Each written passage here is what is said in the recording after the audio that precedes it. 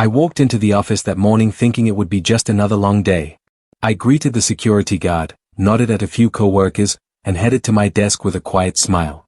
"Morning," I said to Ryan as he typed away on his laptop. He didn't look up. He just muttered, "Yeah, morning." I remember thinking he seemed tense, but I shrugged it off. We were always under pressure. Before I could even sit down, my phone buzzed. "Mr. Hale wants to see you," our receptionist said.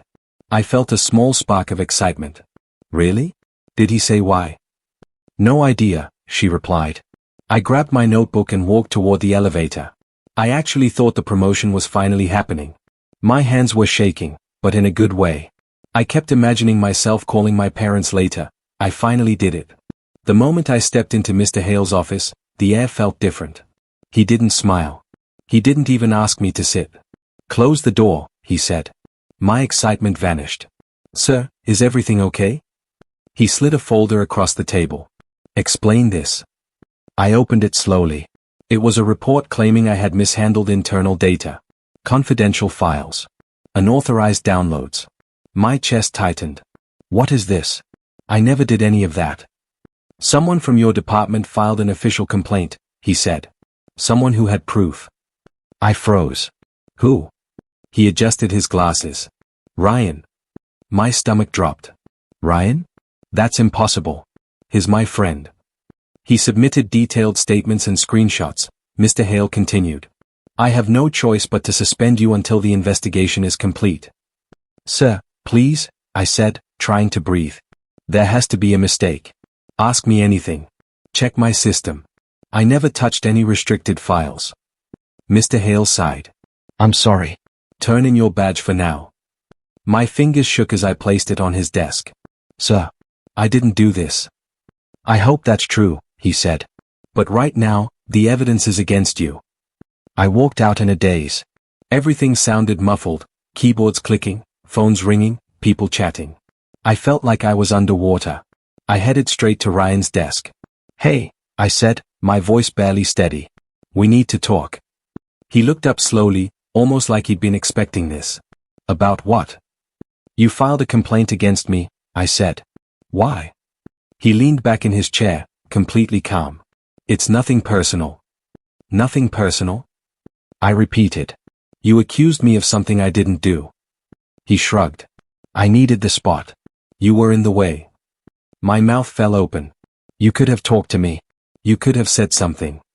He smirked. "This is how the game works, man. You should know that by now." "You ruined my career," I whispered. "No," he said. "I just moved forward. You're the one who didn't keep up." I stared at him, feeling something inside me crack. "I trusted you." "That's your problem," he replied. I walked out of the office with my chest burning and my eyes stinging. Every step felt heavier than the last. I didn't know what would happen next, but one thing was clear. Nothing in my life would ever be the same again. Rumors moved faster than I could breathe. The moment I stepped into the lobby to hand in the last of my documents, people pretended not to see me. "Is that him?" someone whispered. Another voice hissed, "Just keep walking." I felt heat rise to my face, but I kept my eyes forward. I spotted Ayla at the elevator. "Ayla," I said, forcing a smile. "Can we talk?" She stiffened.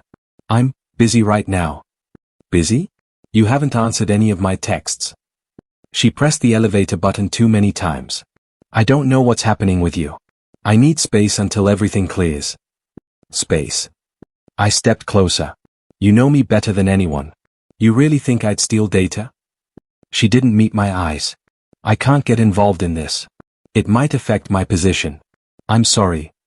The elevator opened, and she slipped inside as if she couldn't escape fast enough. The doors closed with a soft ping that felt louder than any scream. I walked outside, sat on a bench, and buried my face in my hands. Why would Ryan do this? What did I ever do to him? My phone buzzed again, another coworker leaving a short, cold message, "It's better if we don't talk." It felt like the whole world had decided I was guilty. Later that afternoon, while I sat in the cafe across the street, someone tapped my shoulder gently. "Hey, are you okay?" a soft voice asked. I looked up and saw Myra, an HR assistant who had always been kind but quiet. "Shouldn't you avoid me too?" She sat across from me. "If I wanted to avoid you, I wouldn't be here." I sighed. Everyone thinks I did it. Even Ayla walked away. Myra bit her lip. People panic when the company gets messy. They pick the safest side. So they throw me away? They don't know the truth, she said. They only see what Rayan wants them to see. I flinched. You know about that? She leaned forward. I shouldn't say much, but, yes. I've seen how he talked to the managers. He made it sound like he was protecting the company by exposing you. I stared at her. And no one questioned him. Not really. He's been preparing this. She lowered her voice. For months. My heartbeat stumbled. Months? Why? You were next in line for that promotion, right? Yeah. That's why, she said. You were in his way. Her words felt like a punch straight to my chest. He planned this. All of it. She nodded sadly. He's been trying to look like a hero. After he filed the report, he told the department he hated doing this to a friend. I clenched my fists. Friend. That's what he called me? Yes. Myra hesitated. But I believe you. You don't look like someone who'd betray the company. I didn't, I whispered. I swear I didn't. I know, she said softly. That's why I'm here. For the first time all day, my eyes stung, not from anger, but from the painful relief of someone actually believing me. Still, her words repeated in my mind like a slow echo. He planned this for months. You were in his way. The loneliness hit deeper than I expected. It felt like the entire world had turned its back on me, except one single voice that refused to walk away. I spent the next few days locked in my apartment, staring at emails that said nothing and messages that avoided everything. I was suspended, judged, and already half forgotten. I kept replaying Ryan's voice in my head, you were in the way. On the fourth morning, my phone rang with an unknown number. I almost ignored it, but something nudged me to pick up. Hello? I said. Is this Daniel? An older voice asked. Yes, who's calling? My name is Arthur Alden, he replied. I've followed your work at Novacor for a long time. I frowned. You have? Yes, he said calmly. And I'd like to have lunch with you today. Noon. Sapphire Room. My confusion grew. Wait, I'm suspended. I'm barely holding myself together. Why would someone like you want to meet me? He chuckled lightly. Because I don't judge people by rumors. I judge them by results. Come. We'll talk. He hung up before I could ask anything else. I stared at my phone, wondering if I was being pranked. But something about his voice, steady, confident, felt real. At noon, I walked into the Sapphire Room, still unsure if I'd made a mistake. A waiter approached me. Mr. Alden is waiting. I followed him to a private section where a tall, silver-haired man sat with a calm, unreadable expression. You came, he said. I'm still not sure why, I admitted. You said you've been watching my work. Yes. He gestured for me to sit. Your reports. Your projections. Your restructuring proposals. Even the ones your managers rejected. I blinked. How did you even see those? He smirked. I have ways. That sounds illegal, I muttered. It's not, he said. Just highly efficient. A waiter brought drinks, but I barely touched mine. My heart was pounding too hard. So what do you want from me? I want you to work for me, he said smoothly. Join my firm. I swallowed. Just like that. No, he replied. Not just like that. My eyebrows rose. Then what? He leaned back. You know Novacor from the inside. You know their flaws, their structure, their weaknesses. I'm planning a series of acquisitions. And I need someone who understands corporate movements the way you do. I stared at him, stunned. You want me to help you take over companies? Yes, he said. Starting with the ones doing the loudest damage to their own people. I exhaled slowly. Why me? Because you've been wronged, he said. And men who've been wronged don't play safe anymore. I looked down at my hands. I don't know if I want revenge or just a fresh start. You don't need to decide today, he said. But don't let them bury you. You earned your place. They stole it. His words hit deeper than I expected. Don't let them bury you. I whispered, you really believe I didn't do it? I know you didn't, he said firmly. If you had, I wouldn't be here. I hesitated, then nodded slowly. All right. I'll join. His eyes brightened. Good. I'll make sure you rise again. I didn't say it out loud, but a quiet fire lit inside me, burning steady, dangerous, and ready. When I walked into Alden's firm for the first time, I felt like I had stepped into a different world, louder, sharper, hungrier. I didn't even get 2 steps inside before someone pointed at me. "You're the new guy?" a voice called. I turned to see a man leaning against a glass wall, arms crossed, expression halfway between boredom and amusement. "I guess so," I said. "Daniel." "Liam," he replied. "I'm apparently your mentor. Don't screw it up." I blinked. "Nice to meet you too." He smirked and motioned me to follow. "Come on. Alden wants you sharp before he lets you touch anything important." We entered a small conference room filled with charts and case files. Liam tossed a folder onto the table. "All right," he said. "Tell me what you know about corporate takeovers." Enough to know I've been on the wrong end of some decisions." He laughed. "Congratulations. That means you know nothing." I raised an eyebrow. "Then teach me." "That's the spirit." He sat down. Lesson 1. Companies don't fall because of numbers, they fall because of people. Most executives barely understand their own systems. Power looks solid from the outside, but inside? It's paper with teeth marks. "That sounds terrifying." "It should be," he said. "But that's why we're here. We exploit the cracks everyone pretends don't exist." I leaned forward. "So how do you spot the cracks?" He tapped the folder. "Politics. Psychology. Ego. Half the time it's just watching who flinches when a question gets too close." I thought of Rayan immediately. "I've seen that." Liam caught the shift in my tone. "Someone screwed you over." "Yeah," I said quietly. "Pretty badly." "Good," he said bluntly. I stared at him. "Good. People with clean slates are useless. Pain makes you observant. Betrayal rewires your brain, you start noticing every move." He shrugged. "Alden likes people who've been through fire." I wasn't sure how to respond, so I asked, "What about you?" He chuckled. "Oh, I've burned plenty. But we're talking about you. Let's continue." 4 hours, he walked me through scenarios, hostile bids, boardroom traps, leadership collapses. Every part of me felt challenged, pushed, forced awake. At one point I stopped him. "I didn't know any of this existed." "That's because you were too busy believing hard work gets rewarded," he said. "Cute, but wrong." "Then what gets rewarded?" "Survival," he replied. "And timing." As the day went on, I felt something unfamiliar, confidence rebuilding in small, stubborn pieces. I wasn't stepping into a pity job. I was stepping into a war I didn't know I'd been training for. During a break, Liam studied me with an odd look. "You keep clenching your jaw," he said. "You thinking about the guy who betrayed you?"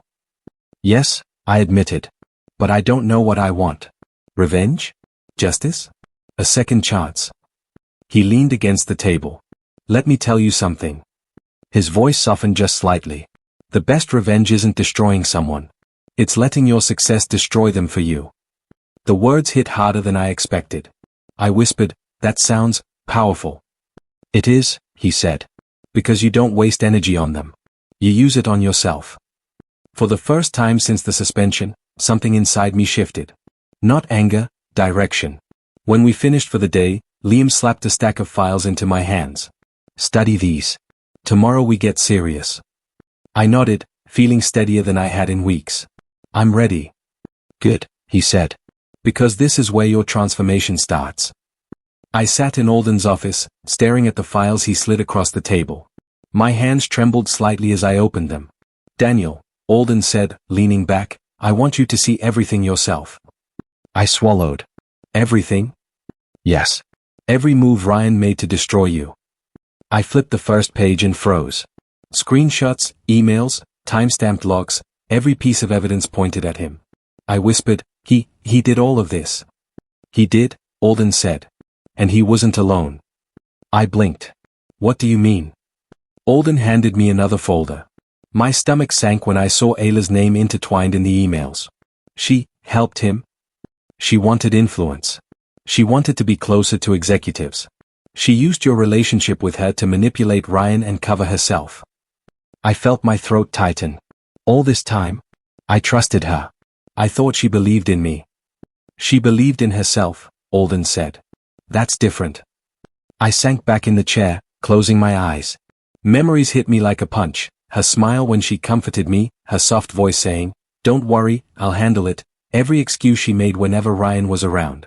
The sadness I saw in her eyes now made sense. It wasn't genuine, it was calculated. I whispered, "All of it, a lie." "Yes," Alden said quietly. "And now you know." I didn't know if I should scream or stay quiet. My mind raced. Why would they do this together? The promotion, the access, it's all just power. Alden nodded. Power changes people. They used you because you were in the way. I ran my hands over my face. I wanted justice before. I wanted to expose Rayan, but now it's more than that. I want every lie uncovered. Every manipulation, every hidden plan, everything. Alden's eyes softened. "You're not wrong. You deserve the truth before you act." I leaned forward, pointing at the folder. He pretended to be my friend. She pretended to love me. I let them in, and they betrayed me. How do you even deal with that? You survive, Alden said. You learn. And then you rise. I exhaled slowly, trying to calm my heartbeat. I thought anger would make me act faster. But it just freezes you sometimes. That's natural, Alden said. Pain slows your reflexes. But awareness, knowing exactly what they did, gives you control. I nodded, staring at Rayan's emails, his excuses written like a twisted script. I see now, he's not just arrogant. He's calculating, patient, ruthless. And Ayla? Alden asked. I shook my head. I thought she was my partner. I thought we were a team. Now I see she was just another piece on his chessboard. Alden leaned back. Do you feel ready to take the next step? I looked down at the files, breathing deeply. My anger was still there, but it was focused now, sharp and cold. I whispered to myself, I don't just want revenge. I want the truth to come out. Every lie, every betrayal, exposed. For the first time in weeks, I felt a strange clarity. Rayan and Ayla thought they won. But now, I was ready. I would make sure everyone saw the truth, and no one would ever doubt me again. Months passed faster than I could keep track. Every day at Alden's firm was a test, a puzzle, a war. I learned to read financial statements like battle maps, to predict executives' moves before they made them. Liam pushed me harder than anyone had before, and somehow, I thrived. Daniel, Liam said one morning, pointing at my projections, you've got the touch. Alden's going to notice this. I hope he does, I said, feeling my confidence build. I can't go back to being invisible. You won't, Liam said. Not if you keep this up. One evening, my phone buzzed. It was Myra. Daniel? I need to talk, she whispered, voice trembling. What's wrong? I asked, my stomach tightening. It's the company, she said, crying softly. Since you left, things have changed. Rayan, he's abusing his power. Everyone's scared. People are quitting. Some are afraid to speak up. I gritted my teeth. He's still at Novacor? Yes, she said, sobbing. He's worse than you imagined. And Ayla, she's gone along with him. I clenched my fists, staring at the phone. I thought I was done with this, I muttered. I thought leaving would be enough. It's not, Myra said softly. I just wanted you to know. I swallowed hard. Thank you. I appreciate you telling me. After I hung up, I sat back in my chair, my mind racing. The anger simmered under my skin, but it wasn't blind anymore. It was sharp. Directed. Later that night, Alden called me into his office. Daniel, he said, his tone serious, you've grown. Faster than I expected. You're ready for bigger responsibilities. I raised an eyebrow. Bigger than what I've been doing? He leaned back, eyes glinting. Much bigger. We're going after Novacor next. I froze. My heartbeat slowed, and my breath caught. Novacor? The company that betrayed me? Yes, Alden said calmly. The one that humiliated you, that dismissed your work, that let a friend stab you in the back. It's time we move. I swallowed, a strange mix of fear and excitement coiling inside me. Are you serious? I am, he said. But this is just the beginning. I need you focused, sharp. You've learned more than most. Use it. I understand, I whispered. He studied me. This isn't just business, Daniel. It's strategy, patience, and timing. You're ready for it. I sat there, staring at the city lights beyond his window, feeling something I hadn't in months: power. Control. The slow, steady fire of revenge igniting in me. Novacore had thought I was finished. They had thought I was gone. But I was back, stronger, smarter, and ready. And soon, I might own the very company that had tried to bury me. I clenched my fists again. Let's begin, I whispered to myself. I spent the entire week buried in Novacore's reports. Alden had access to files I never imagined I'd see again: internal audits, private projections, confidential board notes. The deeper I went, the clearer it became. Novacore wasn't the giant everyone believed it was. It was cracking from the inside. Look at this, I said, turning my screen toward Liam during our late-night session. Their quarterly revenue dropped almost 8%. Liam raised an eyebrow. Because someone incompetent is running the analytics division now. I exhaled. Because Rayan is too busy pretending he's smarter than everyone. He's drowning them. Fitting, Liam said. Guy sabotaged you to get a chair on a sinking ship. I stared at the graphs, feeling something twist in my chest. I should feel happy about this, I murmured. But it just feels hollow. Why? He asked. Because I spent years there, I said quietly. I believed in that place. I worked for it. I trusted people. And they didn't trust you back, Liam replied. Stop giving them sympathy they never gave you. I rubbed my forehead. It's not sympathy. It's confusion. Anger. I don't even know anymore. Liam leaned closer. Then figure it out. What do you really want? Revenge? Closure? Power? I didn't answer immediately. Instead, I clicked through another set of Novacore spreadsheets. Debt ratios rising, internal disputes growing, retention rates falling. Rayan was pushing harder, cutting corners, forcing deadlines, trying desperately to look successful.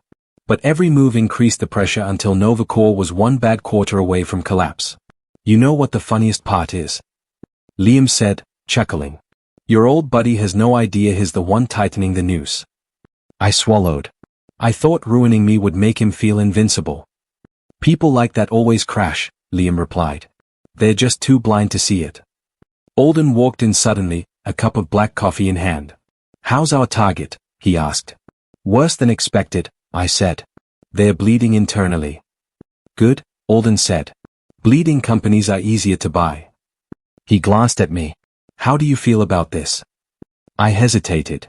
Conflicted. Conflicted. Alden repeated. Yes, I said. It feels like I'm helping tear down something I once built.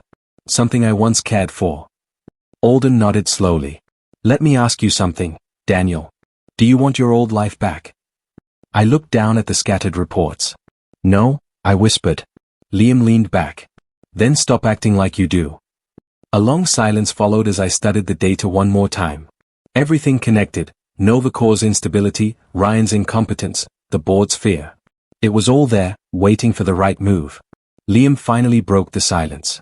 If you had the power to take everything back, he said, what would you do? I looked up at him. My voice was steady, sharper than I expected. I don't want to take it back, I said.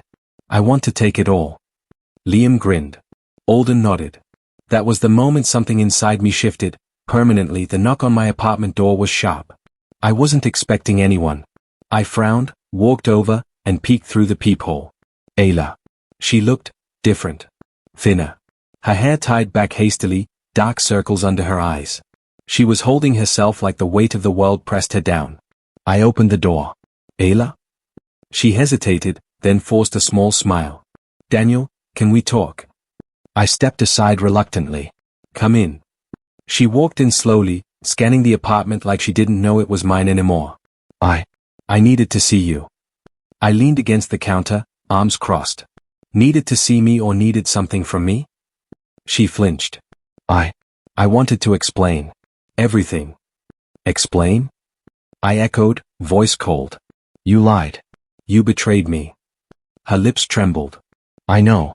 I never meant. I thought I was helping us. I thought it was for our future. Our future. I laughed bitterly. You chose him. You chose the promotion. You chose power over me. She looked down, shaking her head. Rayan, he changed after the promotion. He became controlling, obsessive. I I didn't know how to stop it. I studied her.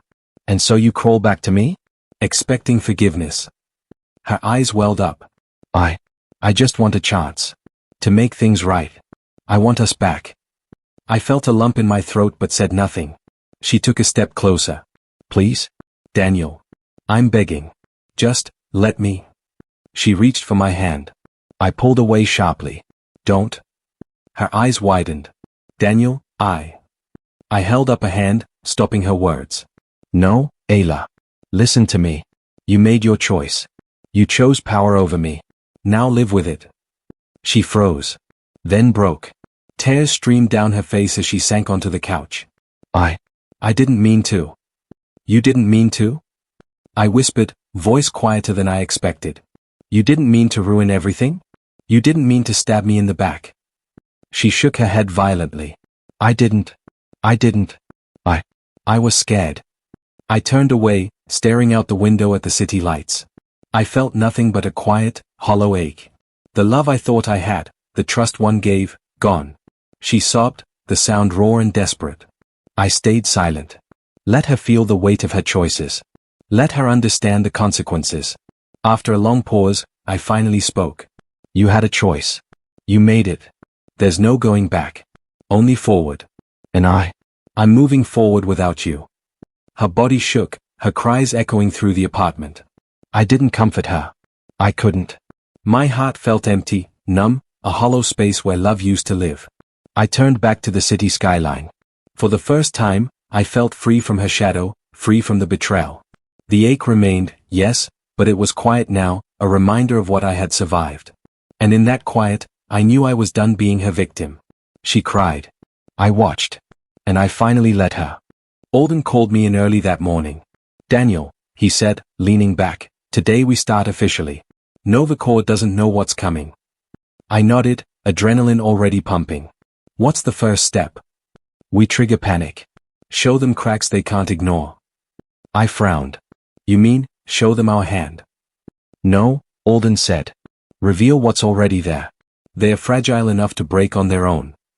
Hours later, I sat in a conference room across town, under Alden's authority, observing Novacore's board through a live feed we secured.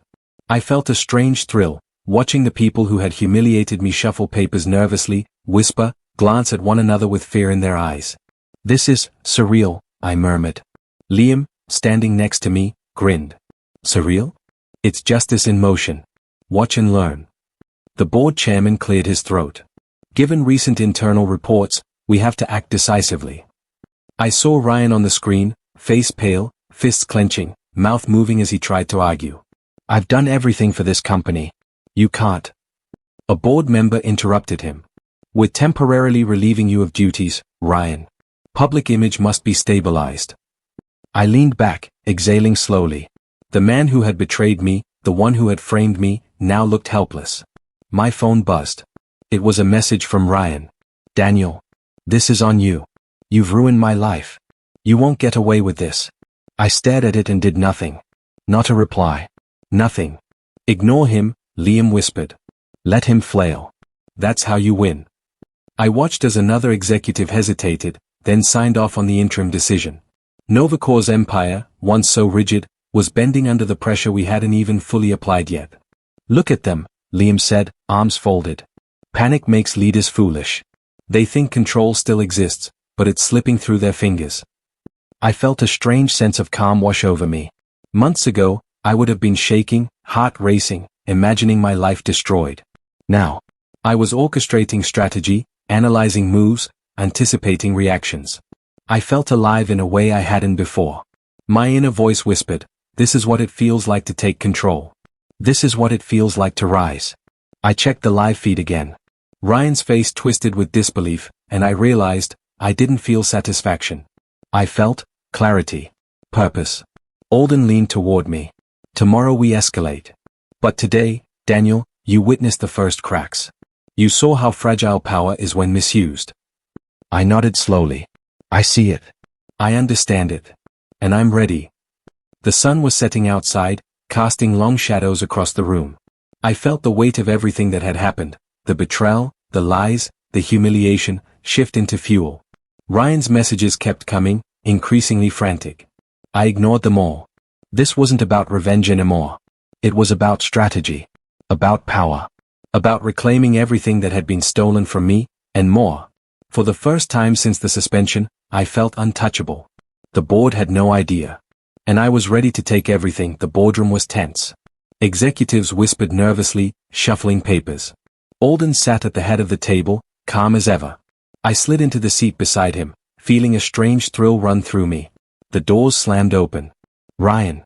He stormed in, face red, eyes wild. "What's going on here?" he demanded, voice shaking with anger and disbelief. I stayed still, arms folded. He froze mid-step when he saw me. His mouth opened, then closed, and a whisper slipped out, "You?" "Yes," I said quietly, calm. "You framed the wrong person." His eyes narrowed. I don't understand. This isn't possible." Alden leaned forward. "It's very possible, Rayan. And it's all documented." I felt my pulse steady as I watched him falter. "You reported me for data mishandling," I said. "Do you remember that?" I had to protect my position," he shouted. "I did what anyone would have done." "Anyone?" I echoed, voice low. "Anyone would have betrayed their friend? Anyone would have dragged someone's career through mud for a promotion." He hesitated, glancing at the board members. Some avoided his gaze, others watched with a mixture of relief and judgment. I continued. "Emails. Screenshots. Timestamps. All of it proves what you did, and what you ignored." He stammered. "I was just following orders. I didn't mean." "Didn't mean?" I repeated sharply. "You didn't mean to ruin someone's life." The board chairman cleared his throat. "Rayan, we've reviewed your decisions. Every misstep, every risky move, every ignored protocol, it's all here. You've been reckless, and it has cost the company heavily." Ryan's face paled. That's not accurate. "I can explain." "Explain what?" Alden asked. "How you destroyed departments? How you falsified reports to look competent? How you betrayed your closest ally?" He opened his mouth, then closed it. Words failed him. "I trusted you," I said softly, almost to myself. "And you used that trust against me."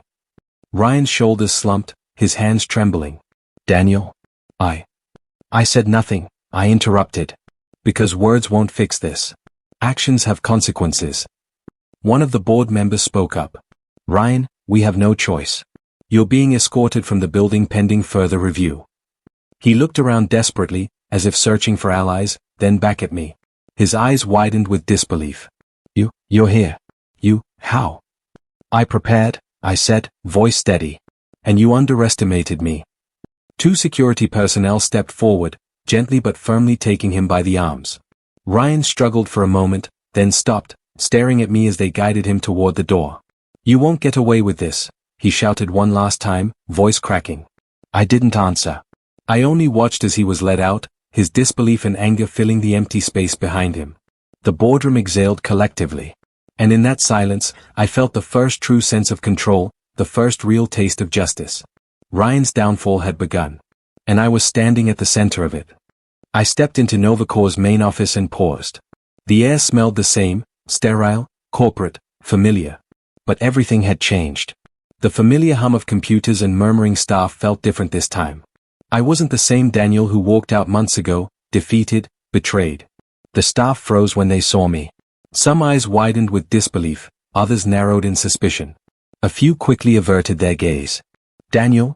someone whispered behind me. I kept walking, shoulders straight. "Yes," I said calmly.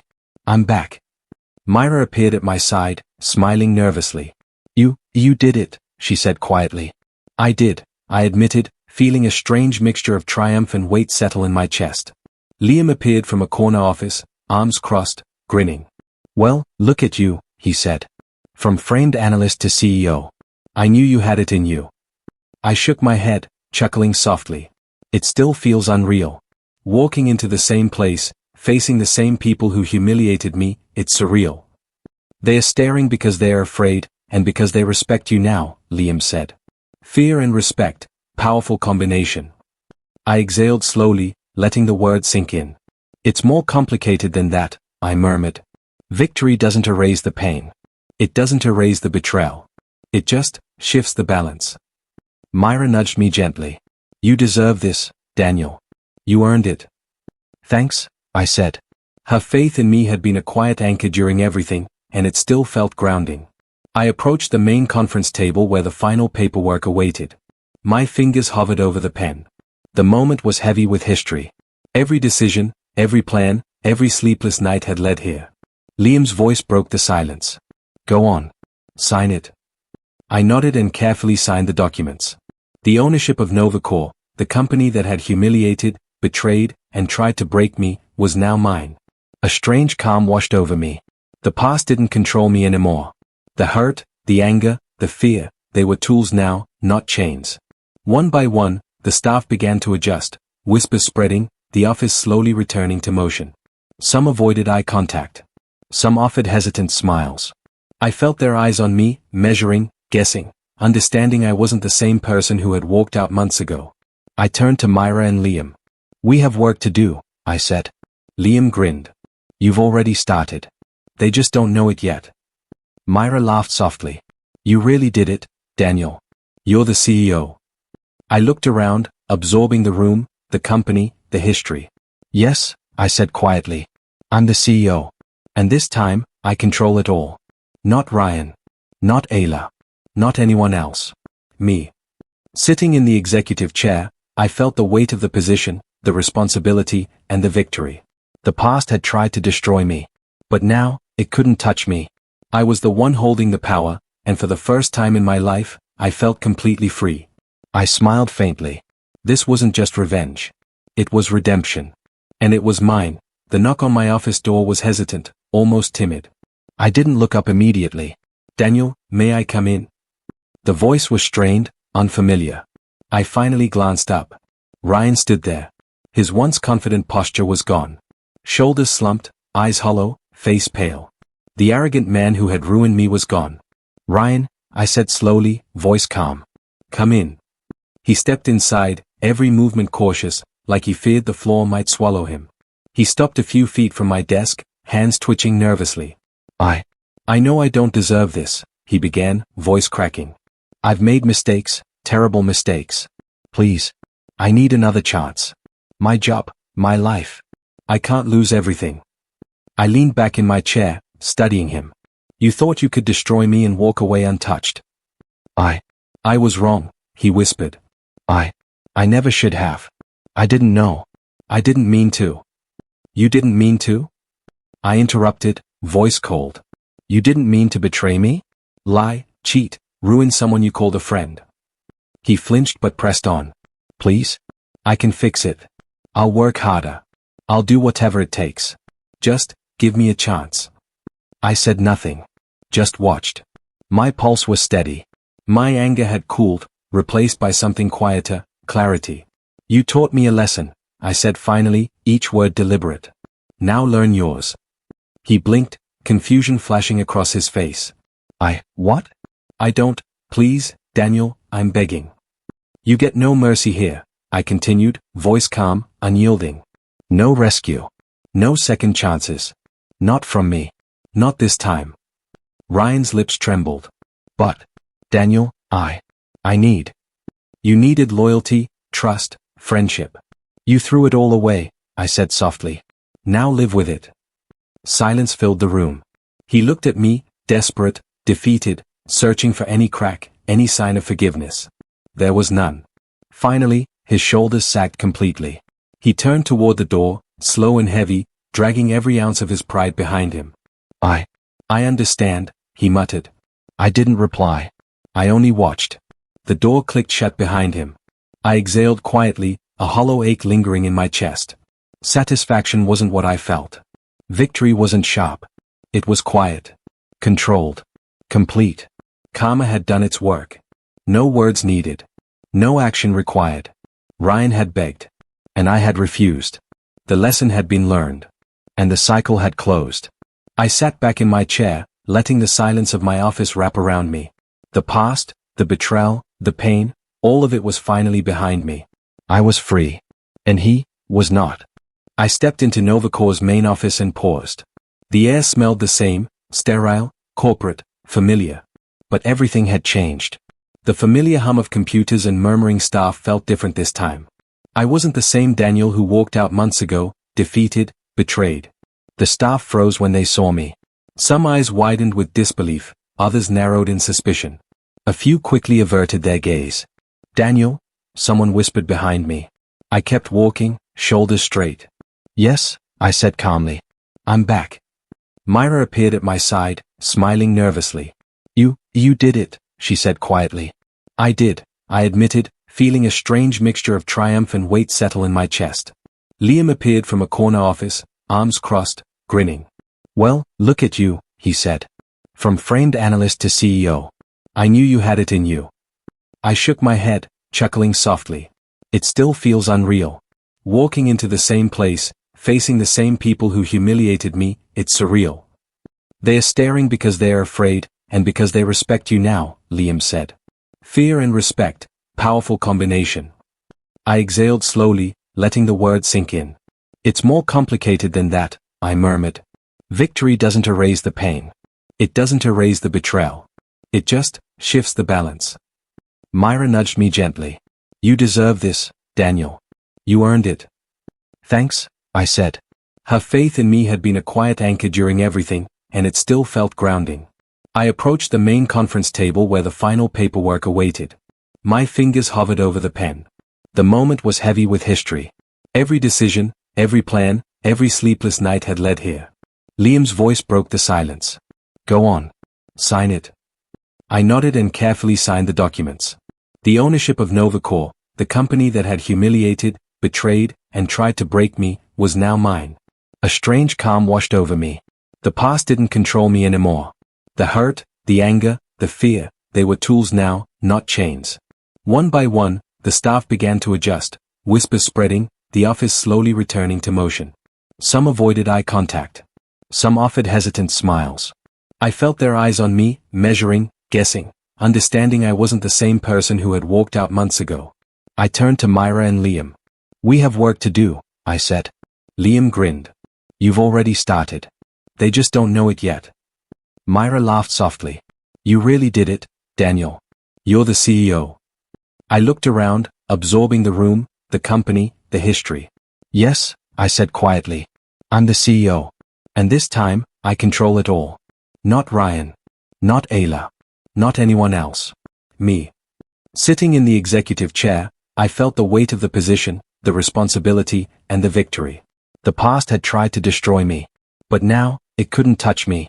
I was the one holding the power, and for the first time in my life, I felt completely free. I smiled faintly. This wasn't just revenge. It was redemption. And it was mine. The knock on my office door was hesitant, almost timid. I didn't look up immediately. "Daniel, may I come in?" The voice was strained, unfamiliar. I finally glanced up. Rayan stood there. His once confident posture was gone. Shoulders slumped, eyes hollow, face pale. The arrogant man who had ruined me was gone. "Rayan," I said slowly, voice calm. "Come in." He stepped inside, every movement cautious, like he feared the floor might swallow him. He stopped a few feet from my desk, hands twitching nervously. I know I don't deserve this," he began, voice cracking. "I've made mistakes, terrible mistakes. Please. I need another chance. My job, my life. I can't lose everything." I leaned back in my chair, studying him. "You thought you could destroy me and walk away untouched." I was wrong," he whispered. I never should have. I didn't know. I didn't mean to." "You didn't mean to?" I interrupted, voice cold. "You didn't mean to betray me? Lie, cheat, ruin someone you called a friend?" He flinched but pressed on. "Please? I can fix it. I'll work harder. I'll do whatever it takes. Just give me a chance." I said nothing. Just watched. My pulse was steady. My anger had cooled, replaced by something quieter, clarity. "You taught me a lesson," I said finally, each word deliberate. "Now learn yours." He blinked, confusion flashing across his face. What? "I don't, please, Daniel, I'm begging." "You get no mercy here," I continued, voice calm, unyielding. "No rescue. No second chances. Not from me. Not this time. Ryan's lips trembled. But, Daniel, I need. You needed loyalty, trust, friendship. You threw it all away, I said softly. Now live with it. Silence filled the room. He looked at me, desperate, defeated, searching for any crack, any sign of forgiveness. There was none. Finally, his shoulders sagged completely. He turned toward the door, slow and heavy, dragging every ounce of his pride behind him. I understand, he muttered. I didn't reply. I only watched. The door clicked shut behind him. I exhaled quietly, a hollow ache lingering in my chest. Satisfaction wasn't what I felt. Victory wasn't sharp. It was quiet. Controlled. Complete. Karma had done its work. No words needed. No action required. Ryan had begged. And I had refused. The lesson had been learned. And the cycle had closed. I sat back in my chair, letting the silence of my office wrap around me. The past, the betrayal, the pain, all of it was finally behind me. I was free. And he was not.